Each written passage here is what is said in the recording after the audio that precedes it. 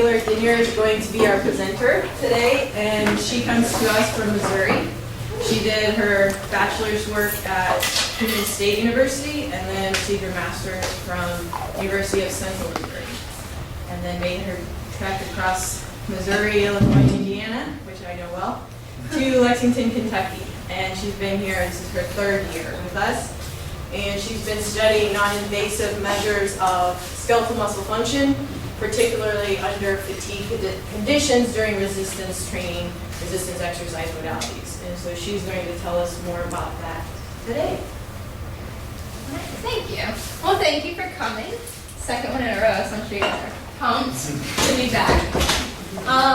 My presentation is going to be on basically the research that I've been conducting the past 2 years, a little bit from my master's program. So it's on the examination of mechanisms underlying fatigue during resistance exercise, and then we'll specifically look at the intensity mode and sex-specific responses. All right. So a general outline of where I hope to take you guys. We'll start by just defining fatigue a little bit so we can all be on the same page with what we're talking about there. Going to how does fatigue affect resistance training adaptations, and then follow it up with a review, maybe for most of you, on what fatigue thresholds are, and then talk specifically about mechanisms underlying fatigue that I have examined in my own research studies.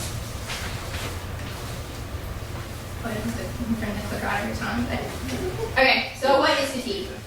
It can be defined as a decrease in the maximal force or power that the involved muscles can produce, and this develops gradually soon after the onset of sustained physical activity. So as soon as we start doing some type of physical activity, fatigue is going to start to set in. Probably most likely not going to feel that right off the bat, depending on the intensity that you are exercising at. So there's there are two different ways that you can look at fatigue, or two different ways that fatigue is potentially developed. So there's central fatigue or peripheral fatigue. And one way you can look at this is where it develops in relationship to the neuromuscular junction. So central fatigue is going to originate or come from signals that are above the neuromuscular junction, where peripheral fatigue is below that point. So central fatigue, if you guys have ever heard of the central governor model, that's what that's based off of. So it's essentially decreases in cortex excitability, drives the motor cortex, increasing the firing of group 3 and 4 afferents, which are going to come back to the brain to decrease these signals and overall decrease your central motor drive. Or you can look at peripheral fatigue, which is happening below the neuromuscular junction, so now we're affecting things in the muscle cell, the sarcolemma, things like hydrogen ion concentration, inorganic phosphate, a depletion of substrates. All those things are going to lead to inhibition of calcium release and actin-myosin cross-bridge formation, which are going to therefore cause fatigue. We can't produce as much force as we once were. Probably gonna have to stop exercising at some point. All right. So how does fatigue affect resistance training adaptations? Well, we're all aware that some degree of neuromuscular fatigue, some degree of fatigue is required for neuromuscular adaptations. So about 2010 to 2015, there were a bunch of studies that came out that examined the effects of resistance training to failure at a low load and a high load. Specifically, the low load was around 30%, one repetition maximum, high load around 80%. So what's unique about those two intensities, 80%, something we commonly would associate with increases in strength, right? If we're gonna go to the gym because we wanna get stronger, we're typically going to lift at 80% or above. 30% 1RM, usually you're not even gonna see that, right? Like, even if you're doing muscular endurance, you're probably not going to lift something that's that low of an intensity. You're gonna be lifting for a really, really long time. So we have these two distinct intensities that now we're trying to see how that affects increases in strength. So the original studies were done on men. They did 30% 1RM to failure, 80% 1RM to failure, some free weights like back squat, bench press, and some were machine weights. The overall conclusion was that there were little to no differences in between, or in the strength gains from the 30% and 80% groups. So both got stronger. Sometimes the 80% got stronger than the 30%, but not always. So regardless of intensity, if the subjects went to failure, they increased their maximal strength. So pretty cool. Only answers part of the puzzle though, right? Because we only looked at men. We got a whole other side of the spectrum to look at. So that is what I did for my thesis project. I looked at low load versus high load resistance training to failure on 1RM strength in untrained women. So why did I pick untrained women?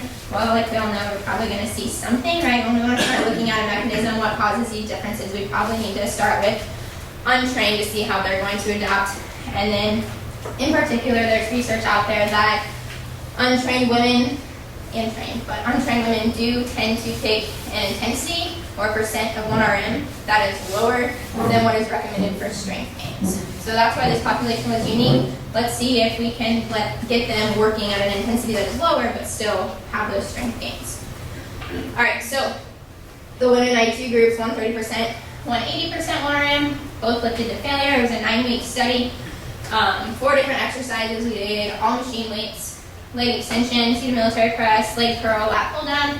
They went to failure. The first half of the study, they did 2 sets of each exercise to failure. The second half, we increased to 3 sets. So kind of follow that progressive loading that you see in typical strength programs.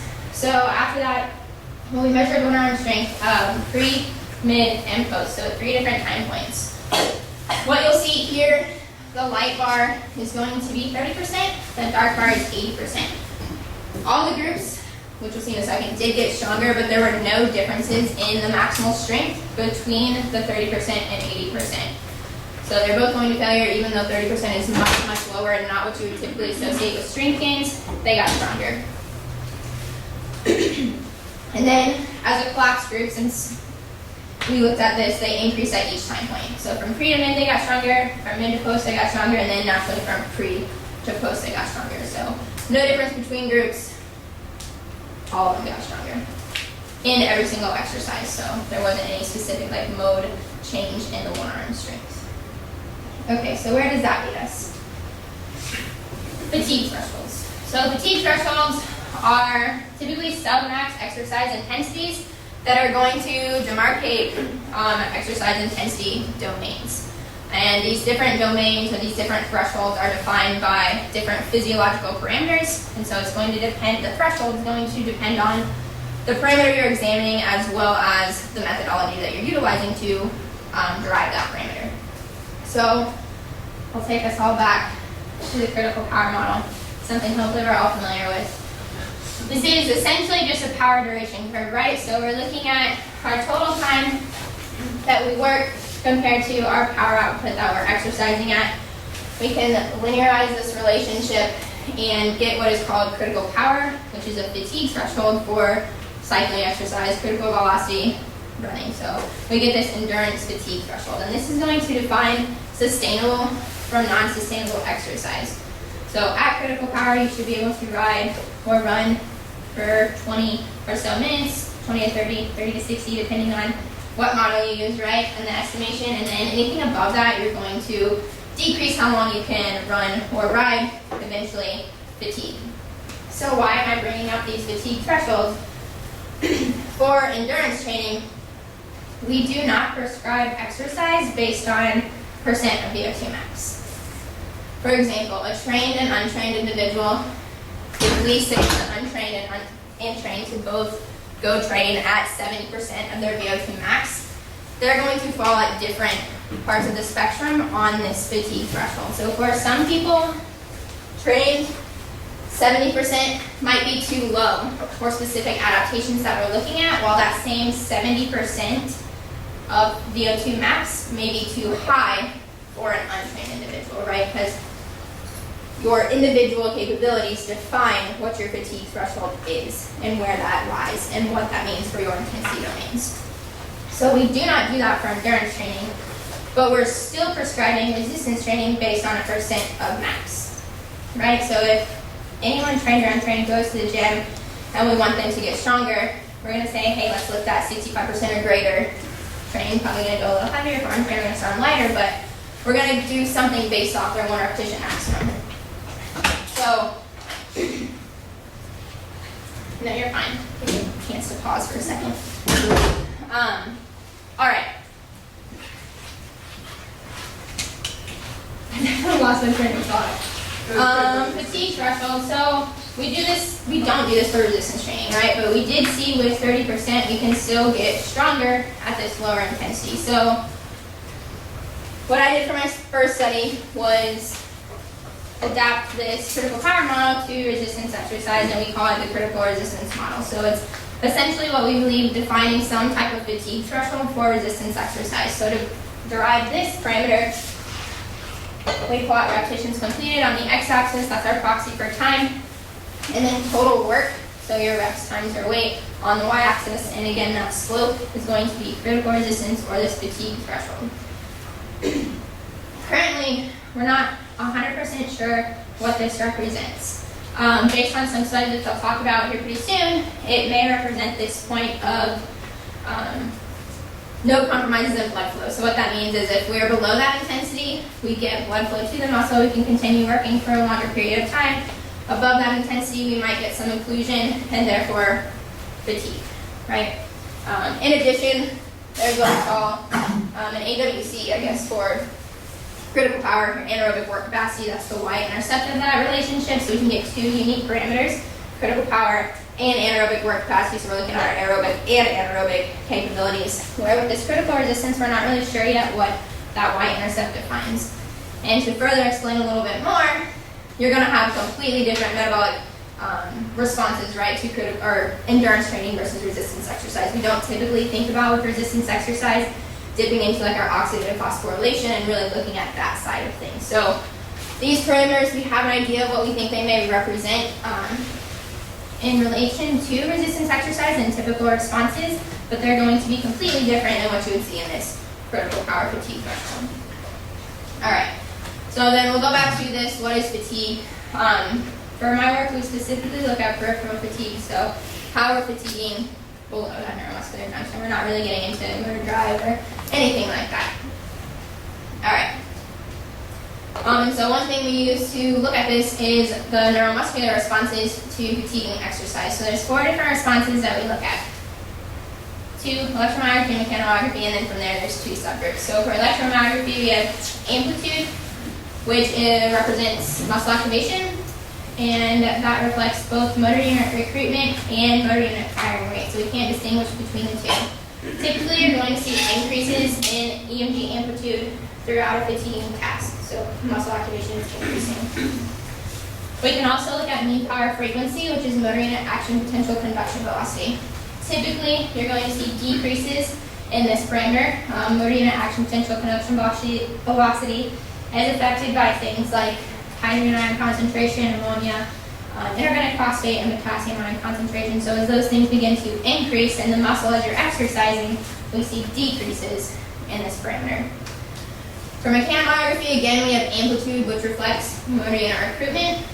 There have been different results here, either increases or decreases. So as you would probably assume, increases in motor unit recruitment because we're recruiting more fibers as we fatigue, going from our SO to FOG to FG. However, mechanomyography measures the lateral oscillations of the muscle fiber. So sometimes we see decreases in that signal because things like intramuscular pressure and muscular compliance are going to affect how that signal is translated and recorded. So we actually see decreases sometimes. And then we can also measure mean power frequency, which in mechanomyography is reflects motor unit firing rate. So typically you see decreases in motor unit firing rate. Hopefully this is intuitive. If we increase our motor unit recruitment, we're increasing higher threshold motor units throughout our fatiguing task. Higher threshold motor units have lower motor unit firing rates. So those kind of go hand in hand. They're kind of explain what's happening at the muscle level. All right. So now we'll get into specifics of some of the mechanisms that I looked at underlying fatigue, and we'll specifically look at intensity, mode, and sex. All right. So for intensity specific, we'll go back to the original study, which was 30% to 80% alarm to failure. Whenever both groups got stronger, obviously there's something going on to cause that, right? Because it's completely different. We're lifting a lightweight versus a heavyweight. So what exactly is happening to cause that? Some people have looked at total volume accumulation. So maybe it was total volume. So we looked at that. What was interesting about total volume is for some exercises, like our leg curl and lat pull down, the 30% group had greater total volume accumulation than the 80% group. However, when we looked at leg extension and seated military press, there was no difference in total volume accumulation between the two groups. So strength increased in every single exercise, so we're like, well, it's probably not because of total volume accumulation. So then we took it a step further and looked at time under tension. We could look at this because we controlled the cadence that the subjects were lifting at, just to keep it consistent from subject to subject. Velocity sometimes is going to affect your force production and how long you can go, so we just wanted to control that. So when we looked at time under tension, we saw that 30% 1RM had significantly greater time under tension compared to 80% in every single exercise and from both time points, so from pre to mid and mid to post. Unique 80% also increased their time under tension compared to the pre to mid, but our overall conclusion here is that 30% always have greater time under tension compared to the 80%. So what exactly does that mean? Potentially there's different metabolic responses, like metabolic byproduct buildup in the muscle. So some conflicting evidence out there, but there's evidence that suggests increases in your metabolic byproduct accumulation triggers this muscle strength process in your muscles. So protein synthesis is going to increase, we increase muscle strength. So that was one thing we looked at. Maybe metabolic accumulation is that, as you can tell, what did I start with here? Intensity. This is intensity specific, right? Didn't happen in the 80% group, but it was always greater in the 30% group. So then we took it a step further to look at critical resistance, because right now we're trying to look at, is there a fatigue threshold that can define resistance training and potentially optimize these training performances like we do with endurance trainings. So this study was done in the leg extension.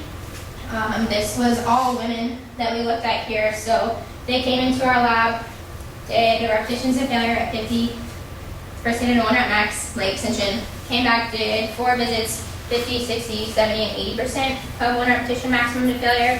From there, we were able to derive their critical resistance, and then we had subjects perform repetitions to failure 15% below and 15% above their critical resistance. So to give you an idea, below it was about 14 kgs, so like 30 or so pounds, and then above was about 22.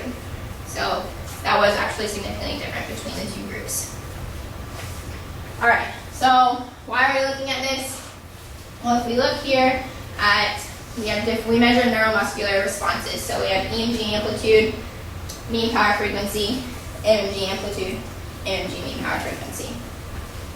When we look specifically at below critical resistance, so we're below what we think is some kind of fatigue threshold, in EMG amplitude, we did not increase or see significant increases until the very end of exercise. And down here for EMG mean power frequency, about halfway through do we start to see significant decreases in EMG mean power frequency. So again, muscle activation, motor unit action potential, conduction velocity. When we compared that to above, so 15% above that threshold there, EMG amplitude in the above group increased sooner, so at about 80% compared to the end 100% for below the threshold, but later, so not until 90% in this EMG mean power frequency. So what we thought about there, potentially there's a load or intensity specific response to EMG amplitude or muscle activation. Because as you can see, we have earlier increases in muscle activation in this above threshold group compared to the below. So they needed to increase or significantly increase their motor unit recruitment and firing rate prior or before our below threshold did. Where down here we see the opposite. Our below threshold saw significant decreases in this action potential conduction velocity prior to the above threshold group. So what we thought here was there's potentially some kind of time under tension response to our motor unit action potential conduction velocity that is affected by blood flow and the accumulation of metabolic byproducts. So because they were lower than this threshold that we think may demarcate this point of blood flow occlusion, they were able to continue repetitions to failure even though they're having some of these increases in metabolic byproduct accumulation. where our above group, potentially above that fatigue threshold, as soon as they started experiencing that significant increase, or as soon as metabolic byproduct accumulation got great enough to affect the signal, they were not able to continue repetitions quite as long. So then we move on to mode specific. So this tells us that there's something with intensity, because 30 versus 80, we saw differences in time under tension, and then above versus below that threshold, we saw differences in neuromuscular responses. Similar patterns, but a difference in that onset of fatigue between the two intensities. So then we move on to look at mode specific. So again, we bring it back to this 30 versus 80. As we already recognized here, leg extension and seated military press, no difference between the two groups in total volume accumulation. However, with our leg curl and lat pull down, 30% was greater than 80% when it came to total volume. Then when we move on again and look at time under tension, each exercise in the 30% group was always greater than the 80% group. So mode specific responses in this time under tension response potentially related again to that metabolic byproduct accumulation. All right. So then we again come back to our critical resistance fatigue threshold. The first study I did actually worked on applying the critical power model to a full body resistance training movement. So we chose the deadlift. It was going to be the easiest to control and see that people were going to full extension. People are familiar with the deadlift. So similar kind of setup. They come in 4 to 5 times, do 1RM, 50, 60, 70, 80% failure. We find their critical resistance. They do reps to failure at their critical resistance. Let me see if I'm going to bring this up. Cool. So then also when we do leg extension, so if we're comparing this to leg extension, this is a lower body specific exercise. We're isolating our quadriceps, so we're not utilizing anything else besides our legs, yeah? So if you look here, there's a difference in this. First look here, how about that? Absolute strength, as you would suspect, full body is going to be able to have a greater critical resistance absolute than lower body, right? Because if we're using our entire body to lift something, likely that we're going to be able to lift more weights at that fatigue threshold.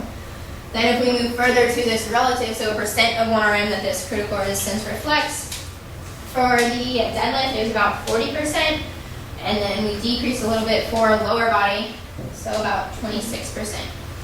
What was unique about this kind of goes back to our blood flow discussion.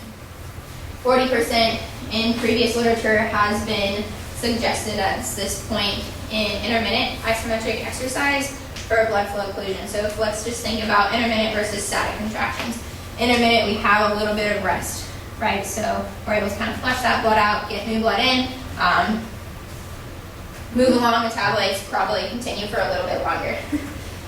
Static, we're staying the whole time, right? So we never get that release. We're probably building up intramuscular pressure, including blood flow, going to fatigue sooner. So you can kind of look at that like this with the full body. If you think about the deadlift, you're utilizing more muscles. With the deadlift, we also had them pause at the bottom, so they got a little reprieve, potentially, to alleviate some of that. Where with the leg extension, if you think about a leg extension, you're seated the whole time, always moving, only using your lower limbs, potentially having a greater issue with blood flow. Just a hypothesis. And then when we look at repetitions completed though, not much difference. Full body, 49 was completed at critical resistance, lower body, 59. So pretty similar in that respect, which although relative percent was different, this may still reflect that fatigue threshold, right? Because we're getting a similar amount of repetitions completed regardless of what the percent of 1RM that was completed at. Yeah? Alright. Cool. Okay. So then we took it a step further to look at sex specific, because my original study specifically looked at women. Women are largely underrepresented in the resistance exercise literature. So it's always fun to dig in and see kind of what's happening. on that level. So what did we look at first? Sensitivity to detect sex-related differences in fatigue. So this again was in the deadlift. So as one would expect, if we look at absolute strength, men were always greater than women. So they were able to lift more weight in their 1RM compared to the women, and then their critical resistance, absolute weight, was also greater, as you would expect. This is nothing new or groundbreaking. This is just highlighting the same exact thing, that there's differences between men and women in these absolute strength measures. However, when we go to look at relative strength measures, the women actually had a higher, or were completing their repetitions at a higher percent of their 1RM. So although their absolute critical resistance weight was lower, the percent of 1RM that this corresponded to was greater in the women compared to the men. So at a relative strength, they're working at a different intensity compared to the men, although it's the same fatigue threshold because we derived it the same way for each individual.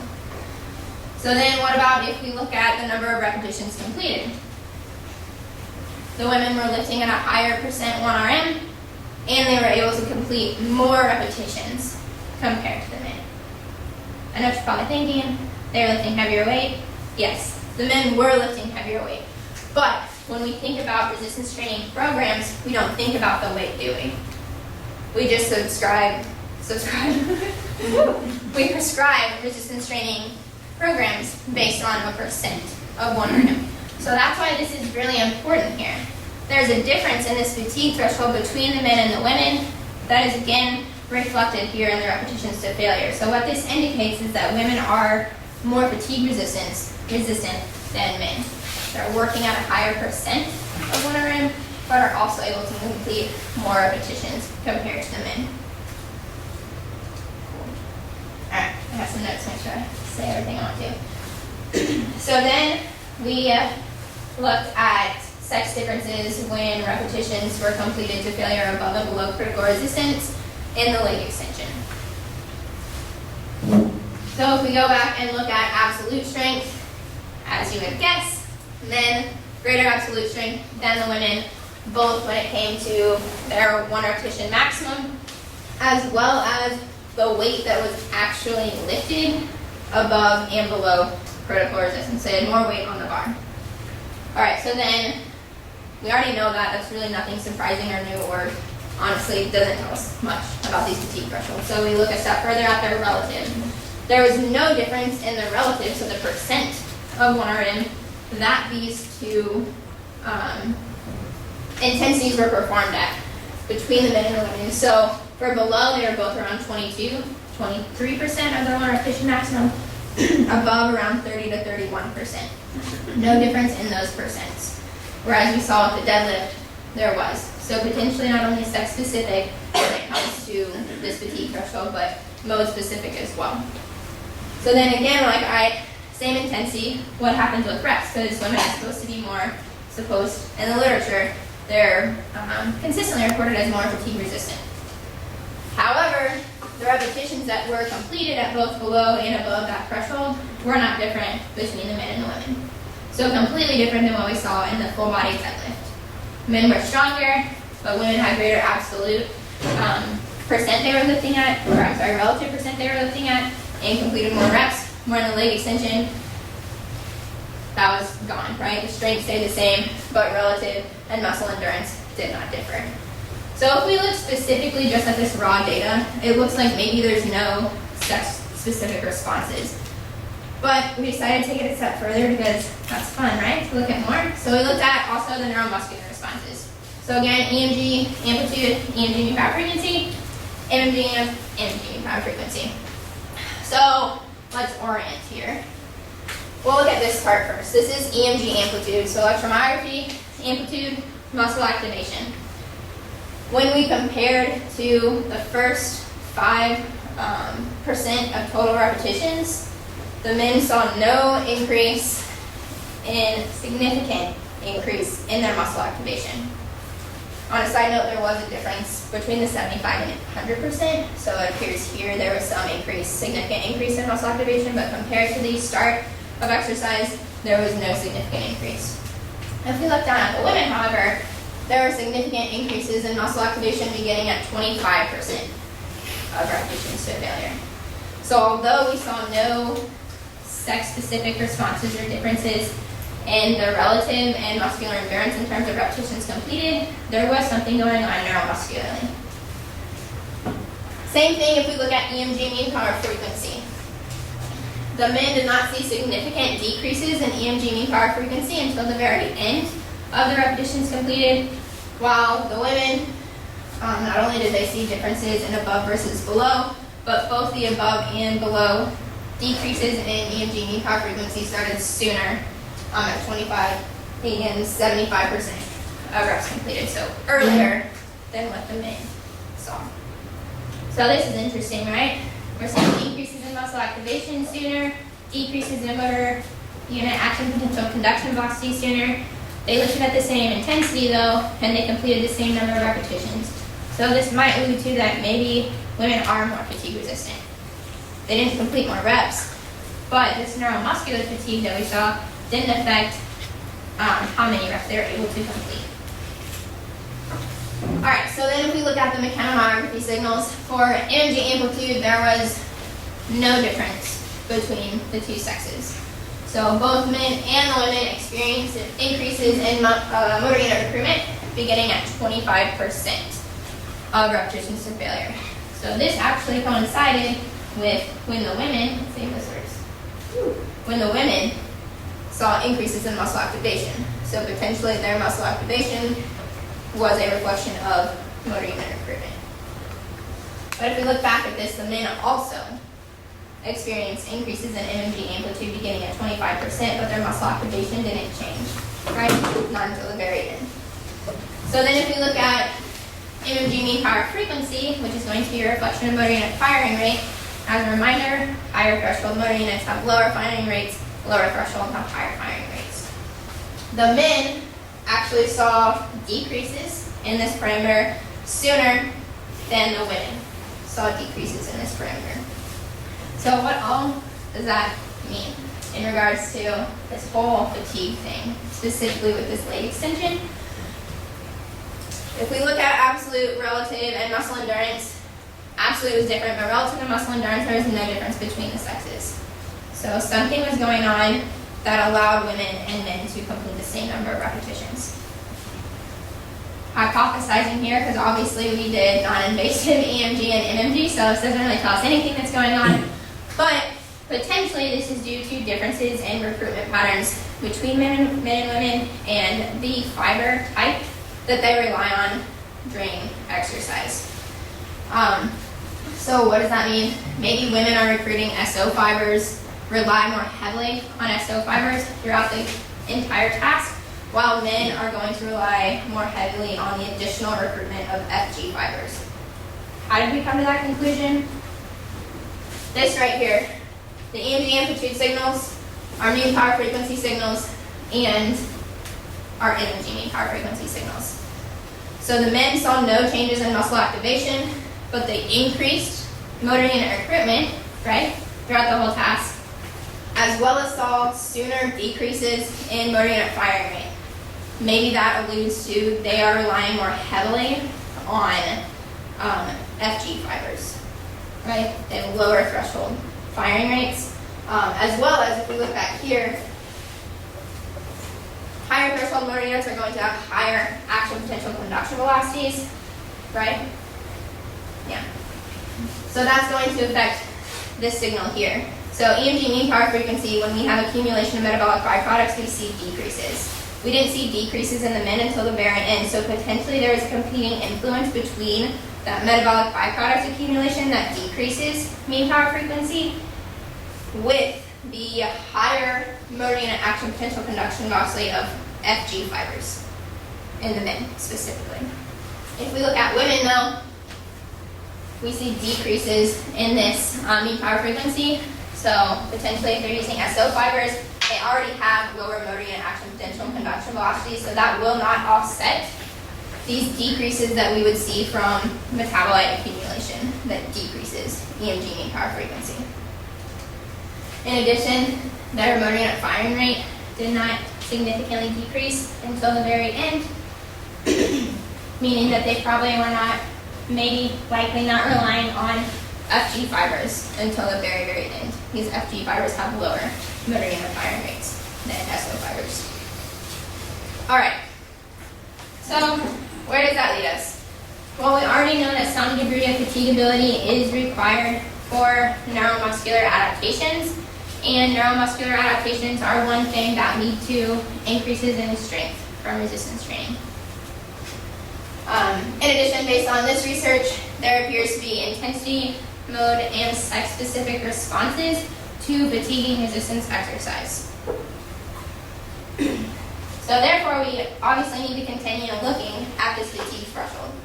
Not only does it give us insight into differences between men and women and how they're adapting or responding to fatiguing exercise, but it may also give us a threshold similar, not similar, but a threshold like we have for endurance exercise. So now we're not prescribing exercise for resistance training arbitrarily on a percent of max, but more prescribing resistance exercise based on an individual's capacities, so their metabolic capacities, potentially fiber type, how that's all affected. So where can we go from here? One thing we can look at is performance fatigability. So what performance fatigability is just a measure of how much fatigue you experience during a task.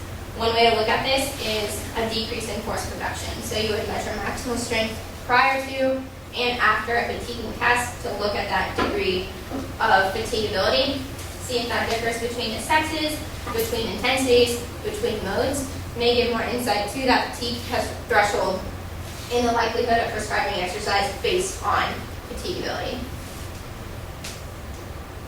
In addition, we can look at motor control strategies. So this is going to be how our neuromuscularly, how we respond to fatiguing exercise and are able to continue force production. So if we have a better insight on these motor control strategies, we may be able to optimize performance, optimize training protocols that specifically look at or are tailored to what is occurring neuromuscularly while we're lifting to failure.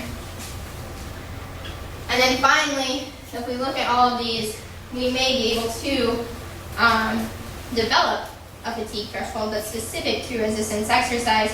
So now we are optimizing how we prescribe exercise, potentially optimizing performance adaptations, and further down the road, rehabilitation, everything else that is based on an individual's capacity and not just an arbitrary percent of max. I forgot a question slide, but now you have 10 minutes to ask me some questions. Yes? Could you remind me again the populations of the men and the women? They were both untrained? Okay, I didn't count. So the only untrained population I did was for the 30 versus 80. Okay. As soon as I started looking at the critical resistance threshold, I used trained because of the nature of deriving the parameter. You go to failure. Granted, I did go to failure with my untrained women, but I don't know. It was just going to be easier to have a deadlift trained people going to failure versus an untrained individual. Okay. Sorry, I didn't make that clear. You could have, I could have. No, I did not. Yes. Can you speculate about sex differences in aging with some of these parameters? And the importance of fatigue in fall risk and certain activities of daily living. So one of the papers I read to kind of allude to some of the motor unit fiber types that are being utilized between men and women, also compared to older men and women. They looked at strength training, a strength training protocol, like distribution of fiber type, cross-sectional area of fiber type after, I think it was 9 weeks, but don't quote me, of heavy strength training. And so there are differences in the distribution of fiber types between young and old, specifically the women. So young men usually have increases in all three fiber types, FG, SO, FOG, and FG, where both the young and older women had greater increases in their CSA for just the SO and FOG. So I think, like I alluded to with rehabilitation, I think the fatigue thresholds would probably be beneficial for aging as well, because now we're actually looking at individual capacities and potentially having an idea of, how is your, obviously you can't see this for sure because we didn't look at fiber type, but like what fiber type are you using? How do we optimize that? How do we optimize training so it's more looking at you as a person? And I don't know if I answered your question, but I'm sorry. Yeah. Has there been any kind of literature looking at critical resistance for like upper body, and if you use critical resistance for like some kind of training metric, would you have to have a critical resistance value for upper and lower body, and even for like different parts of the body? Yeah. So you got to see how it compares. Yeah, so there was one study done that looked at the bench press. They use, there's different modeling that you can use to derive critical resistance, and they use a nonlinear model, which is totally fine, but from their modeling, whatever they did got them mostly 0 values of a critical resistance, so that doesn't really tell us much. Based on the lower body versus full body, you would have to get a critical resistance, right, for each body part. Upper body, though, I can't really speak to because we don't have evidence besides 0 for a critical resistance, but that is one thing we're going to do next. So if you're a woman and want to do some bicep curls to failure, come talk to me. But we are going to look at upper body, so then we can actually look at upper body versus lower body isolated, since we did do the leg extension. To the next presentation. So some of your findings, you're speculating that the potential mechanism could be maybe accumulation of metabolites that lead to fatigue, especially maybe in the 30% group in a particular study. And I think you guys maybe have talked about this, but I wonder, do you think utilizing some type of blood flow restriction to help you kind of answer that, at least not invasively? Right. Maybe you could use that as part of a methodology. Yeah, I think like adding blood flow occlusion, because now as we know with blood flow occlusion, you're going to decrease the number of reps. There's been studies done on that, so you're still going to failure, but you're doing less reps.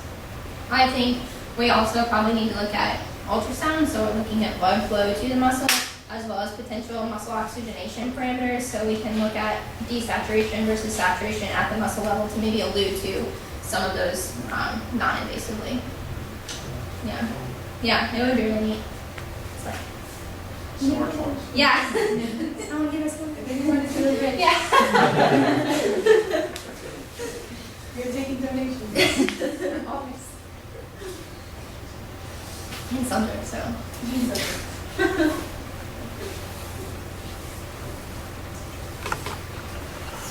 No one else?